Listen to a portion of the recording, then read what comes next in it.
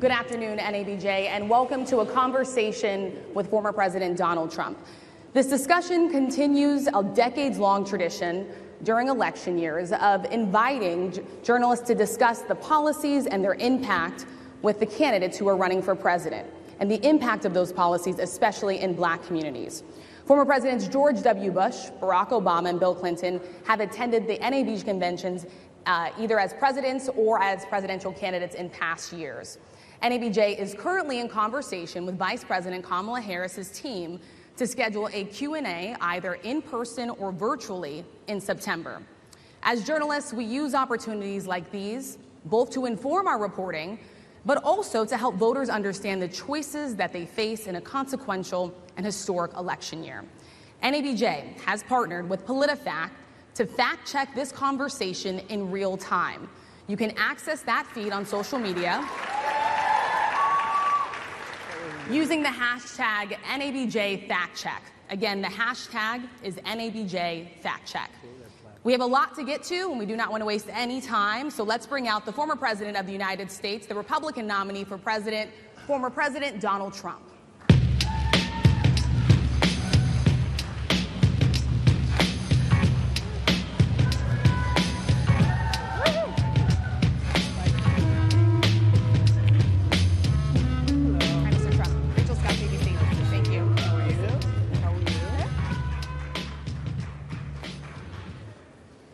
Mr. President, we so appreciate you giving us an hour of your time. I want to start by addressing the elephant in the room, sir. A lot of people did not think it was appropriate for you to be here today. You have pushed false claims about some of your rivals, from Nikki Haley to former President Barack Obama, saying that they were not born in the United States, which is not true. You have told 4 congresswomen of color who were American citizens to go back to where they came from. You have used words like animal and rabid to describe Black district attorneys. You've attacked Black journalists, calling them a loser, saying the questions that they ask are, quote, stupid and racist. You've had dinner with a white supremacist at your Mar-a-Lago resort. So my question, sir, now that you are asking Black supporters to vote for you, why should Black voters trust you after you have used language like that? Well, first of all, I don't think I've ever been asked a question in such a horrible manner. First question. You don't even say, hello, how are you? Are you with ABC? Because I think they're a fake news network, a terrible network. And I think it's disgraceful that I came here in good spirit. I love the Black population of this country. I've done so much for the Black population of this country. Including employment, including opportunity zones with Senator Tim Scott of South Carolina, which is one of the greatest programs ever for Black workers and Black entrepreneurs. I've done so much, and and I say this, historically Black colleges and universities were out of money, they were stone cold broke, and I saved them, and I gave them long-term financing, and nobody else was doing it. I think it's a very rude introduction. I don't know exactly why you would do something like that. And let me go a step further. I was invited here, and I was told my opponent, whether it was Biden or Kamala, I was told my opponent was going to be here. It turned out my opponent isn't here. You invited me under false pretense. And then you said, you can't do it with Zoom. Well, where's Zoom? She's going to do it with Zoom, and she's not coming. And then you were half an hour late. Just so we understand, I have too much respect for you to be late.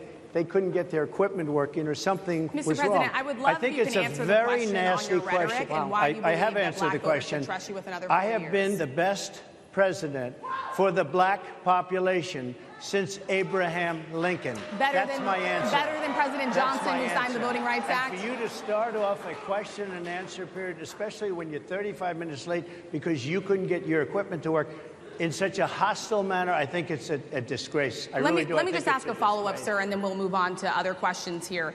Some of your own supporters, including Republicans on Capitol Hill, have labeled Vice President Kamala Harris, who is the first Black and Asian American woman to serve as vice president and be on a major party ticket, as a DEI hire.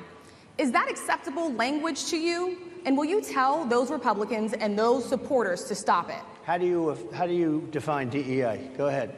How do you define it? Diversity, equity, inclusion. Okay, yeah, go ahead. Is that what your definition? Give me a definition then. Would you give me a definition of that?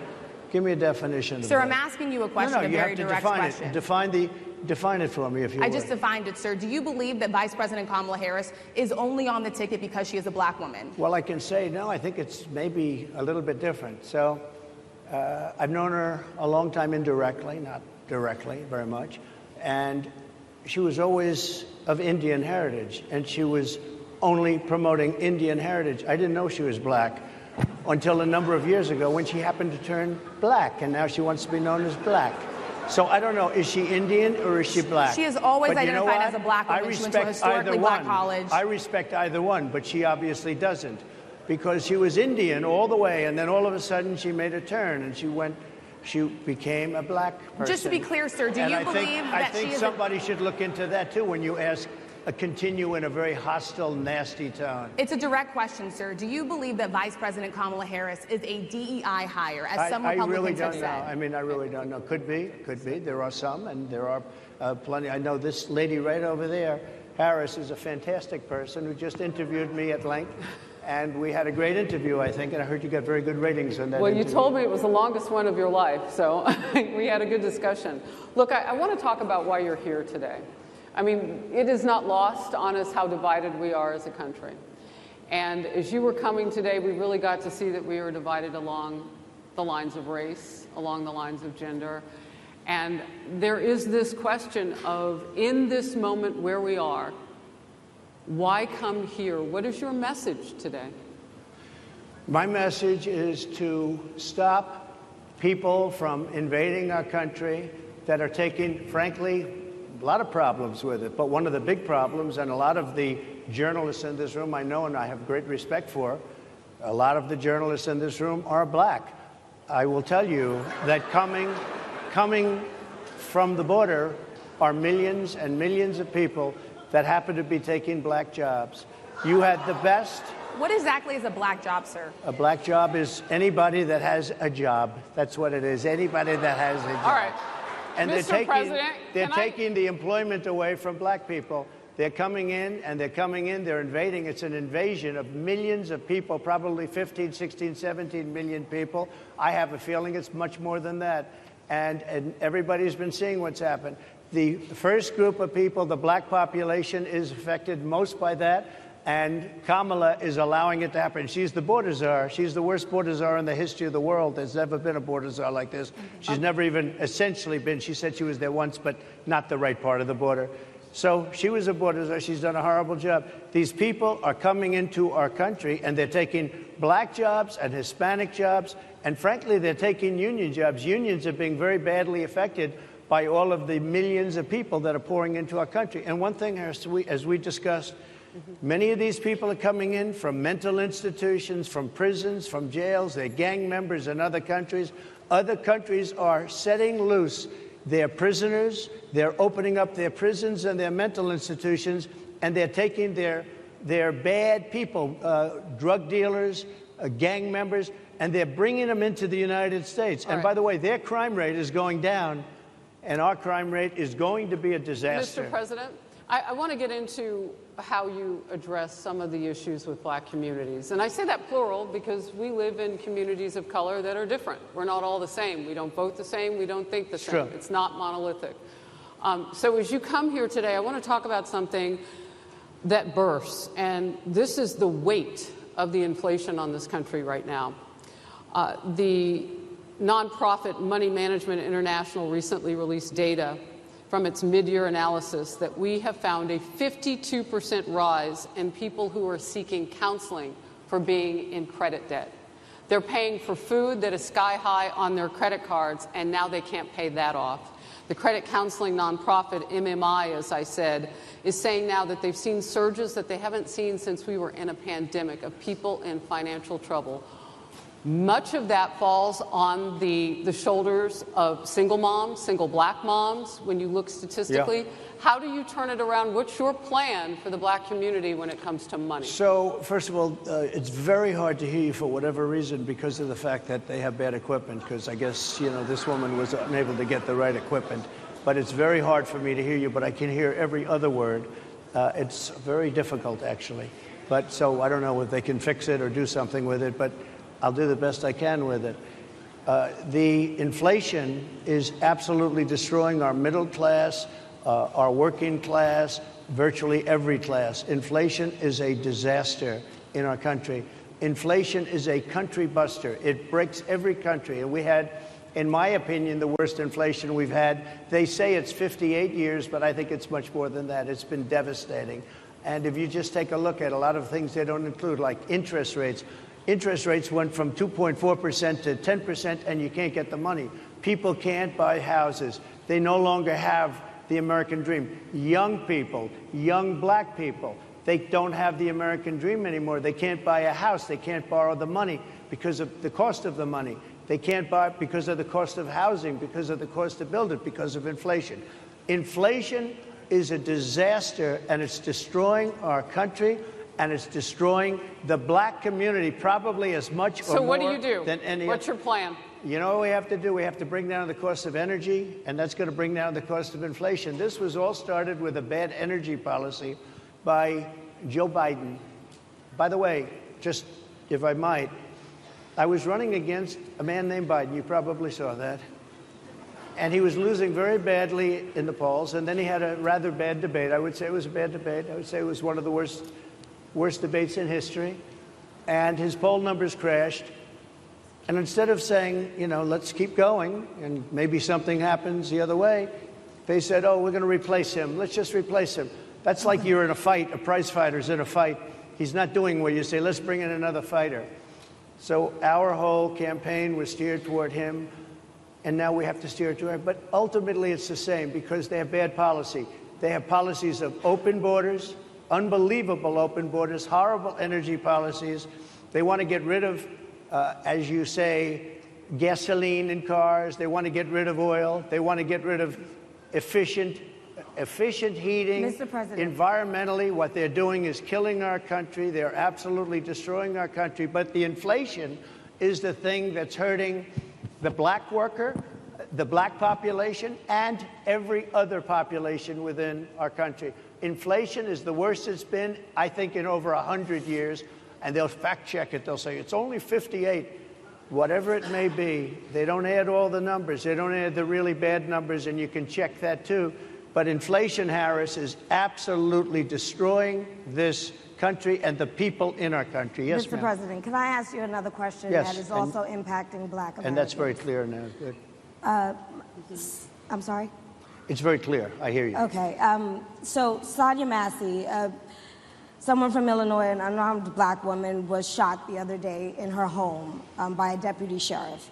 The deputy has since been charged with murder. You've said police would get immunity from prosecution if you win. Why should someone like that officer have immunity, in your opinion? Immunity? Immunity. I don't know the exact case, but I saw something, and it didn't look good to me. It didn't look good to me. Are you talking with the water, right? Yeah, well, police unions are not backing this person either. Okay. But again, why would... They're going to be charging the officer. I guess they're charging the officer. So why should he receive immunity?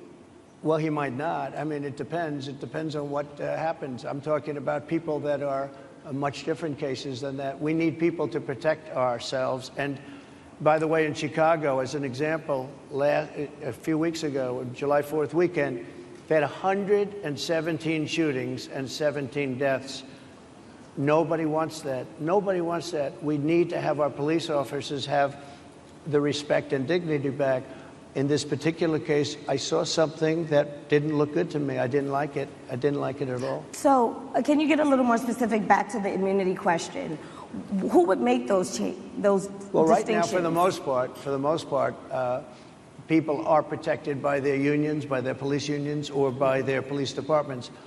But I'm saying if I felt, or if a group of people would feel that somebody was being unfairly prosecuted because the person did a good job maybe with crime, or made a mistake, an innocent mistake. There's a big difference between being a bad person and making an innocent mistake. But if somebody made an innocent mistake, I would want to help that person. What would those exceptions be? What would determine You an go innocent after mistake? somebody, and it's a very close call, and it's very dangerous. And, you know, they have the policeman's life and woman is a very difficult thing, because sometimes you have less than a second to make a, you know, life and death decision, and sometimes very bad decisions are made.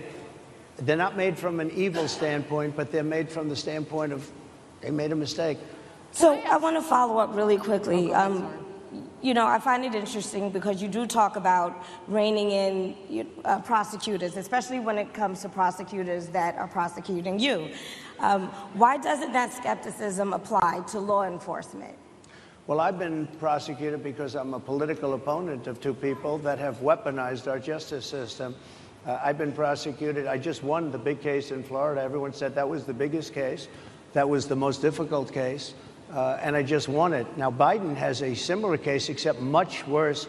I was protected under the Presidential Records Act. Biden wasn't, because he wasn't president at the time. And he had 50 years worth of documents. And they ruled that he was incompetent, and therefore he shouldn't stand trial. And I said, isn't that something? He's incompetent and he can't stand trial, and yet he can be president. Isn't that nice? Mr. President, but they released him on the basis that he was incompetent. They said he had no memory, and he was a nice old guy, but he had no memory, and therefore we're not going to prosecute him. I won the case, and it got very little publicity. I didn't notice ABC doing any publicity on it, George. We cover you extensively, sir. I'd love to move over on to different topics. I didn't notice you do any publicity on it at all. I won the case, the biggest case. This is an attack on a political opponent. I have another one where I have a hostile judge. We have you for a limited time, sir. I'd love to move on to different topics. No, excuse you. You're the one that held me up at 35 minutes, just so you understand. If we can move on now to the state of the race, sir, I want to get back to the campaign. Senator JD Vance is your running mate. He's had a lot of controversy lately, and I want to read you a few things that he has said in the past. He said the Democrats running the country are a bunch of childless cat ladies who are miserable at their own lives and the choices they've made, and so they want to make the rest of the country miserable too. He's not talking here about how great it is to be a parent. He's attacking what he says are the choices people are making to not have children. Did you know that he had these views about people who do not have children before you picked him to be your running mate, and do you agree with him? No, I know this. He is very family-oriented, and he thinks family is a great thing. That doesn't mean he thinks that if you don't have a family, it's not. I know people with families. I know people with great families. I know people with very troubled families. And I also know people with no families. They didn't meet the right person. Things happen. You go through life, you don't meet the right person. But he's not just talking about families here. He also says that people that don't have children should get less votes than those that do. I'm just speaking for myself. Is that your campaign I think position? I'm speaking for him, too. He strongly believes in family. But I know people with great families. I know people with not great families that don't have a family. And the people without the family are far better. They're superior in many cases, okay? He's not saying they're not. What he's saying is that he thinks the family experience is a very important thing. It's a very good thing. But that doesn't mean that if you grow up and you grow older and you don't meet somebody that would be wonderful to meet and would have been good, that that's a bad thing. He's not saying that. My interpretation, you'll have to ask him, actually, but my interpretation is he's strongly family-oriented, but that doesn't mean if you don't have a family, there's something wrong with it. Just one last point, and then we'll move on. Just one of the bedrock principles of American life is one person, one vote. Senator JD Vance has suggested that someone who has children should have more votes than a person who does not have children. I just want to be clear here. Is that the position of your campaign? Well, no, but it's not something I have ever heard before. I can tell you this. Right now you have illegal aliens coming into our country, many from prisons and many from mental institutions, and they want to give them votes. I don't think they should have votes. They came into our country illegally, and they're taking the vote away from all of the people in this room that have been here a long time, that have worked hard, that in many cases, and you'll see this happening, if I'm not elected, you're going to see it happening. If I am, you're not going to have any problem. But you're going to see it happening a long time. You're going to see the people in this room and people outside of this room are going to be losing their jobs to people that have come into this country illegally. Mr. President, can we stay with just kind of the state of the race right now? Because I felt like that vice president question, candidate question was right in there with that. So let's talk about JD Vance for a little bit. He's had some stumbles out of the gate. I don't know if you're hearing what we hear as reporters, but it's been a tough couple of weeks for him. Why did you choose JD Vance? Why did you choose him? And I'm having a hard time hearing, too. I chose know him everybody because, out there can, but it's hard I'll tell to you hear. why. I chose him because he's a very strong believer in work and the working man and woman, and especially the working man and woman who have been treated very unfairly, because you have many of them in this room. But you have many of those people, they were treated very unfairly. They worked very hard and they were treated unfairly. He wrote the book that became a bestseller. The movie became a smash hit. He's a very smart guy without the benefit of having a family that has contacts, like a father that was well connected. He got into Yale Law School. He graduated in 2 years from Ohio State, summa cum laude. I mean, you take a look at, his career has been an amazing career. He started off at a level with a difficult family situation, very difficult with the mother and the father and everything else. He ends up going to Yale Law School and was one of the top students, became the head of the law journal. I mean, that's an amazing thing. He's a 4-year, he was in the military with great distinction for 4 years, got out, went into business, became successful in business, very successful in business, actually. Did public offerings and other things. And I have to believe in that. I mean, he's somebody that was born in a rough situation. Most of the people know that situation because it was very well documented in his book. And I have a lot of respect for somebody that can get into Yale and become one of the best students in Yale, that meets a young woman at Yale who was also outstanding, and they get married, they have a beautiful family. But he had he's made himself an amazing life. He then goes to Ohio, lives in Ohio, and he had my endorsement. That helped. But he wins the Senate. He becomes a United States Senator. So he's a United States Senator. So Harris, like I respect you for your success, I respect people for their success. The reason I asked the question is because the last time you and I sat and talked was the day that you were shot. We'd been together for much of that day. You left to go to Butler, Pennsylvania, and we didn't know what was next. Yeah. And 2 days after that... I cannot understand. Your microphone I know, is so it is really hard for me to understand you, too. I can understand you perfectly. Because she's closer. I can understand you. I'm happy to hear that, sir. But I can't really understand, Harris. I have a few more questions. Because of the distance, and the mics are really in lousy shape, but I cannot understand Are you asking a question? what you're saying. So what I wanted to say was the last time we spoke, you said some words that were prophetic because I asked you who you wanted to choose for vice president. Yeah. And you said normally it really wouldn't matter what they would bring. You choose somebody that you think has a future, that sort of thing. But you said these words 3.5 hours before an attempted assassination on your life. You told me that bad things happen, Harris. And that's why this decision is important this time. Bad things happen. You said it twice. When you look at JD Vance, is he ready on day one? Does he what? Ready on day one, if he has to be. I've always had great respect for him, and for the other candidates too. But I will say this, and I think this is well documented. Historically, the vice president, in terms of the election, does not have any impact. I mean, virtually no impact. You have 2 or 3 days where there's a lot of commotion as to who, like you're having it on the Democrat side, who it's going to be.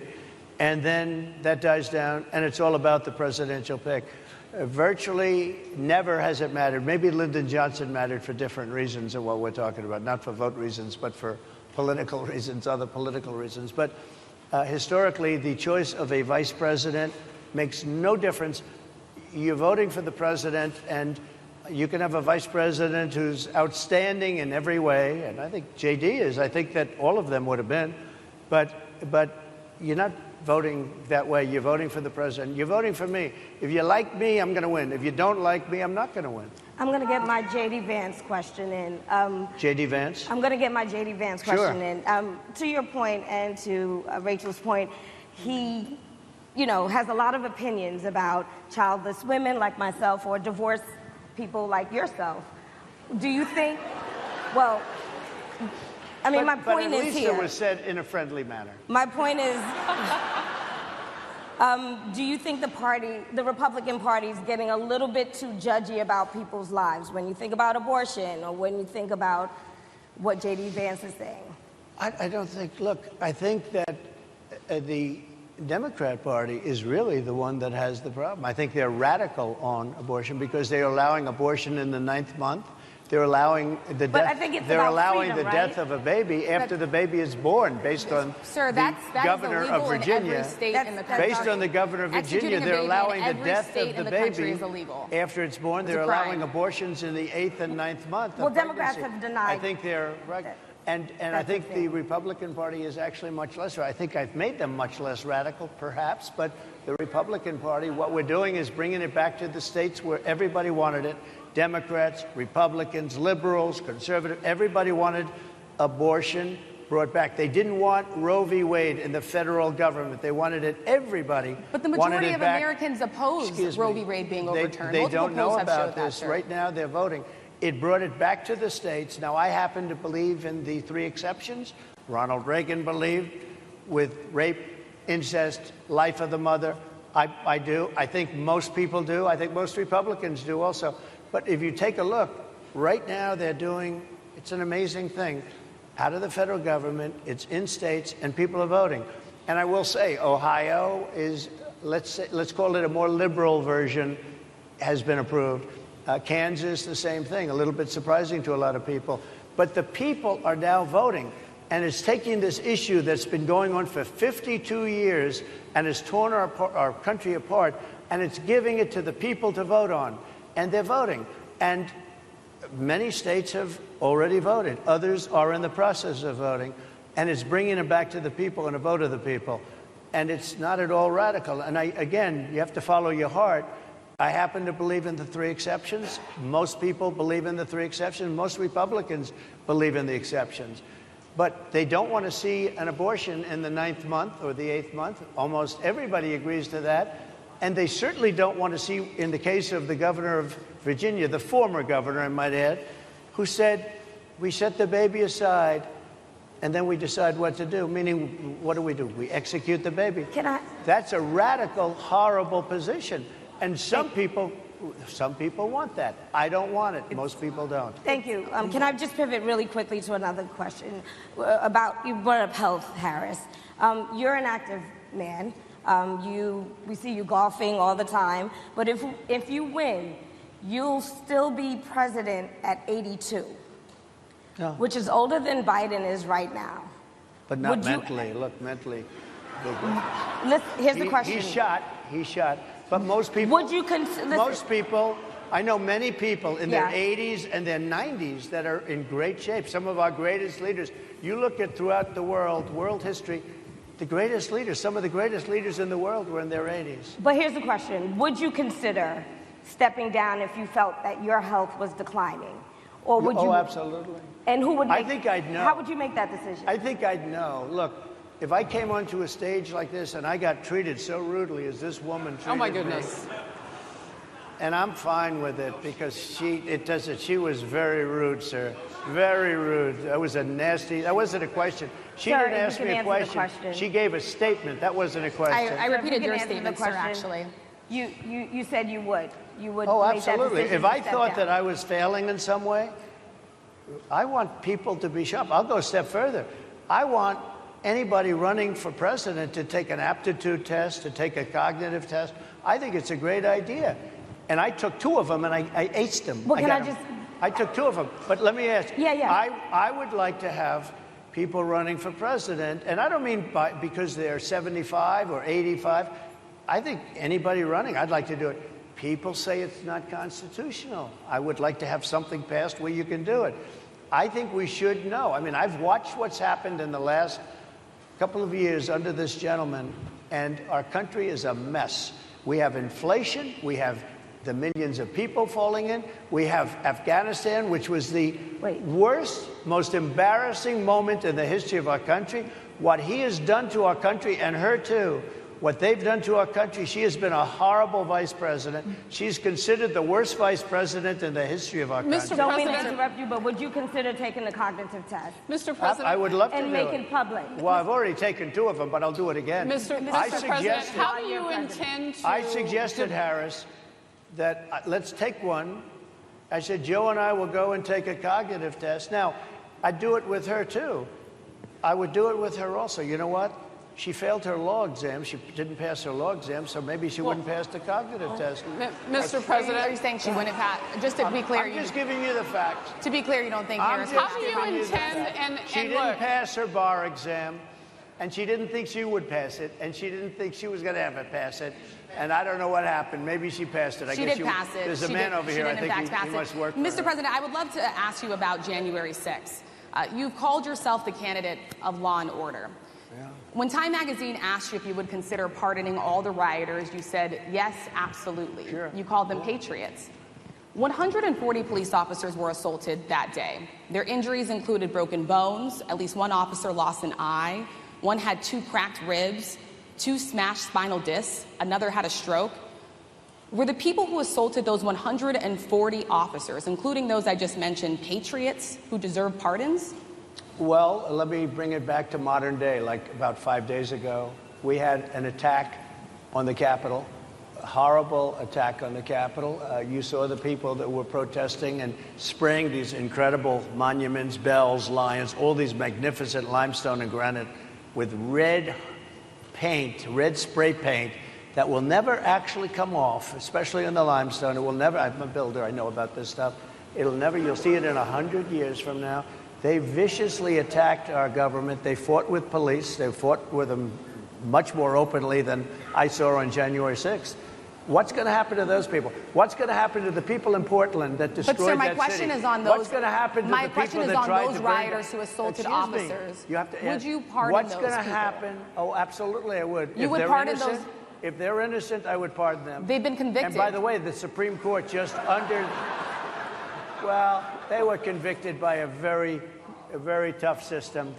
How come the people that tried to burn down Minneapolis, how come the people that took over a large percentage of Seattle, how come nothing happened to them? How come the people But, sir, we're talking about people that were seen beating officers with flagpoles, dragging them down the stairs. They're on video. Have you seen that video, sir? Oh, really? Well, they you would pardon those rioters? They shot a young lady in the face who was protesting. They shot her in the face. You know, nobody died that day. You do know that. But people died in Seattle.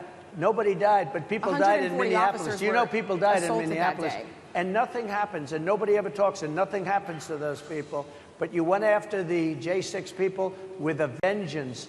And I'll tell you what about the cops that were, and I'm all for the police, as you know, but what about the police that are ushering everybody into the Capitol? Go in, go in, go in. What about that? Look, nothing is perfect in life.